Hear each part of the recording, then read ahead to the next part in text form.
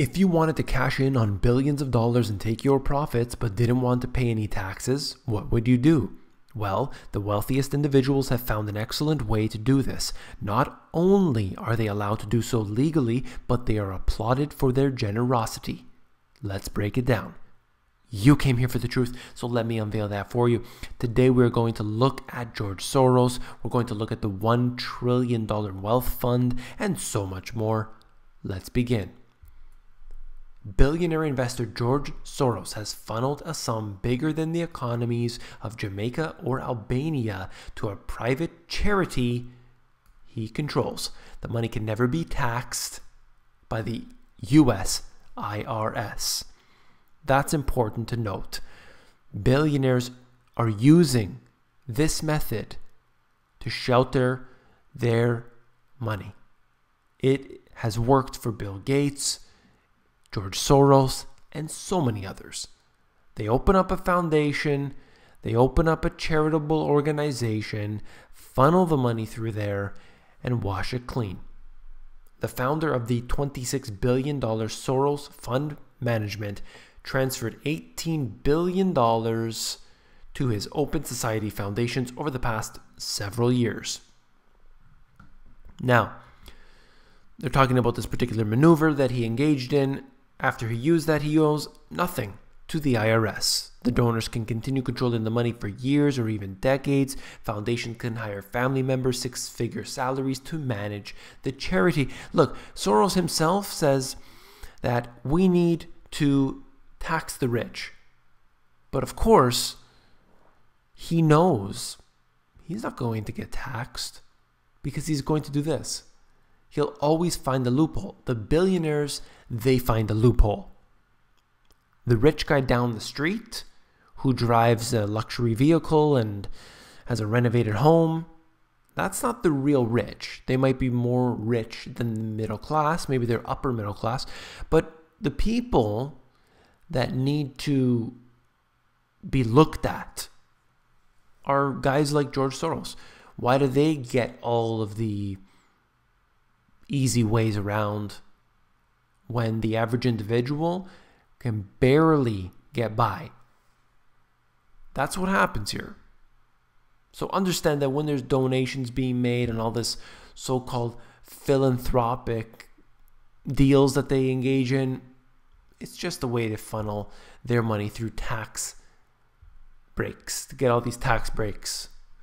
$1 trillion investor says now isn't the time to cut real estate. Norway's wealth fund is not pulling any mandates in real estate. The fund is in process of building up property to the 7% mark of its portfolio. So what happened recently with Norway, I covered it on my channel here before, was that they had decreased their percentage in their portfolio of bonds, increased equities that allowed them to get to the $1 trillion mark. And it seems like they are also starting to increase their portfolio with real estate. Norway's wealth fund is slowly building its real estate empire, and you could see where it has gone since the financial crisis, clearly been moving its way up. It's nothing compared to what they have in equities, for example, but it's just something that they have been increasing over time. You'll see that, of course, this is just showing you what one particular wealth fund or one central bank is engaging in. You can see that they have really all been somehow buying into different markets. They've been getting equities or bonds or anything else. Regardless, they're pushing the markets up.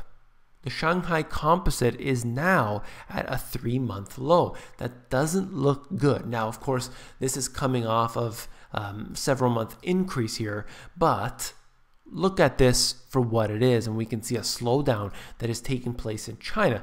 They have to somehow turn this around. I mean, right now, this year, it is predicted that they are going to be buying 24% of the new real estate that's coming on the market.